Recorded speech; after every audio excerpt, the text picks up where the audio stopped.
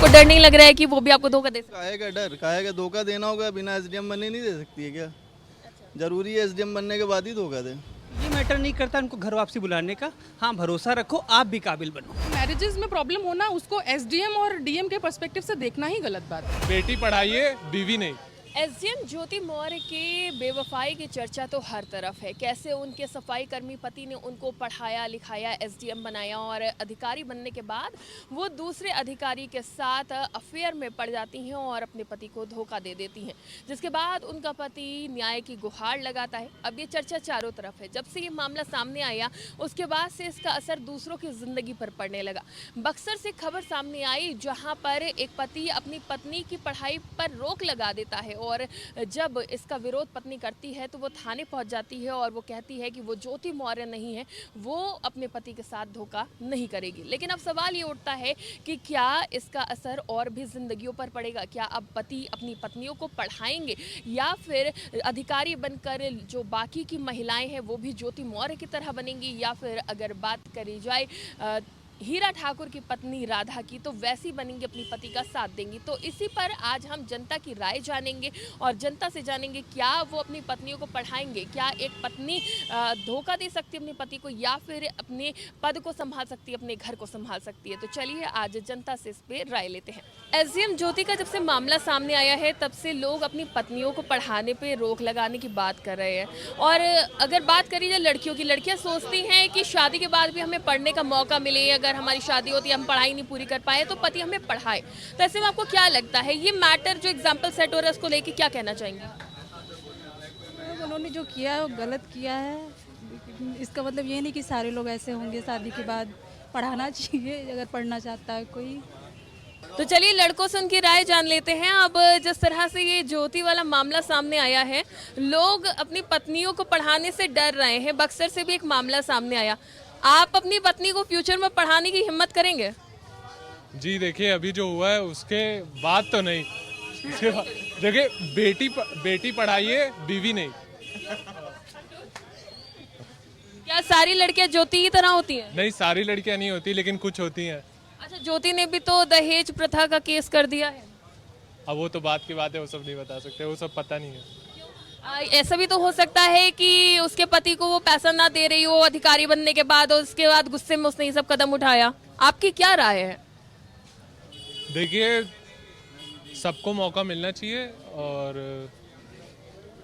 अब लोगों के ऊपर रहता है। कुछ ठीक से मतलब कर लेते हैं और कुछ रहते हैं जो अपने उससे मार्ग से भटक जाते हैं। तो एसडीएम ज्योति मौर्य का जो ये मामला सामने आया उसके बाद से अब ऐसे मामले सामने आ रहे हैं कि लोग अपनी पत्नियों की पढ़ाई छुड़वा रहे हैं। तो जो ये मैटर हुआ है उसमें आपकी क्या राय है? आपको क्या लगता है, सही हुआ है, गलत हुआ है?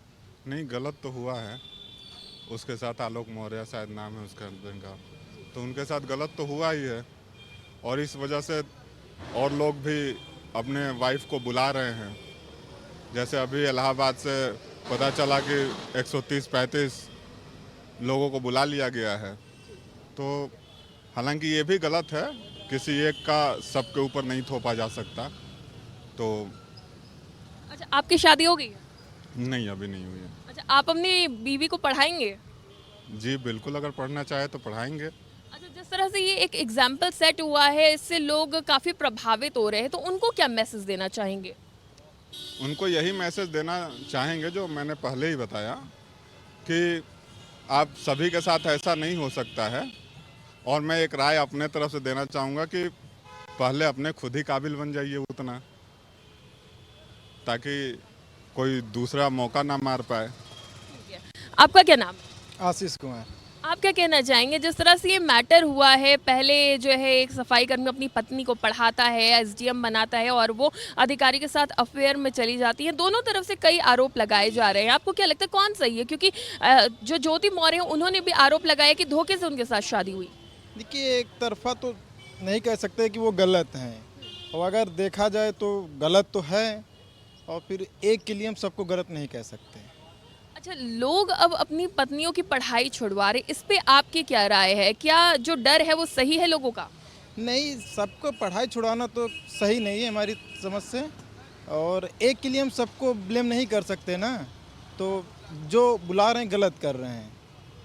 सोशल मीडिया पर अब मीम भी चल रहा है कि बेटी पढ़ाओ लेकिन बहू ना पढ़ाओ। ये जो चल रहा गलत है। अब जो पढ़ना चाहे उसको बिल्कुल पढ़ाइए। अब एक गलत है, ऐसा नहीं कि सब गलत हो जाएंगे, तो गलत है। अच्छा, कई लड़कियां ऐसी होती हैं जो कि सोचती हैं कि भविष्य में जब उनकी शादी हो तो उनको पति मौका दे, उनको आगे बढ़ाए पढ़ाए, लेकिन ये सब घटनाएं देखने के बाद लोगों का विचार बदल जाता है। कई बार ऐसा होता है लड़कियों की कम उम्र में शादी होती है, वो अपनी पढ़ाई अपने सपने पूरे नहीं कर पाती हैं, तो उनको मौका मिलना चाहिए। बिल्कुल मिलना चाहिए, मौका मिलना चाहिए। जो आगे बढ़ना चाहे या पढ़ना चाहे उसको पढ़ाना चाहिए, बिल्कुल। ठीक है, तो चलिए और लोगों से भी जानते हैं उनकी राय क्या है इस मामले में, क्योंकि लोग तो कह रहे हैं कि एक एग्जाम्पल को देखते हुए ऐसे ही नहीं करना चाहिए। तो जिस तरह से एसडीएम ज्योति मौर्य वाला मैटर सामने आया है, अब लोग जो है अपनी पत्नियों को पढ़ाने से कतरा रहे, कई लोग तो पढ़ाई छुड़वाते हुए भी नजर आ रहे, क्या कहना चाहेंगे? ये तो बेवकूफ़ी है। पत्नियों को क्यों छुड़वा रहे हैं भाई? एक ने गलती की, ज़रूरी थोड़ी ना सब वैसे ही निकले। तो सब एक जैसे नहीं हो सकते, ये बात तो सही है, लेकिन जो सोशल मीडिया पर मीम्स बन रहे हैं उसका क्या कहेंगे? देखिए मीम तो आजकल हर एक चीज़ का बनता है, और इतनी बड़ी चीज़ में मीम्स बनना ही चाहिए। लोगों के पास काम है नहीं, मीम्स बना रहे हैं, उनको एक वो मिल रहा है मीम्स बनाने का। अच्छा, आपकी शादी हो गई है? नहीं।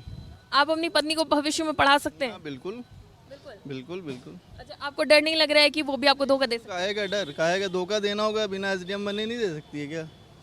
जरूरी है एसडीएम बनने के बाद ही धोखा दे? हैं?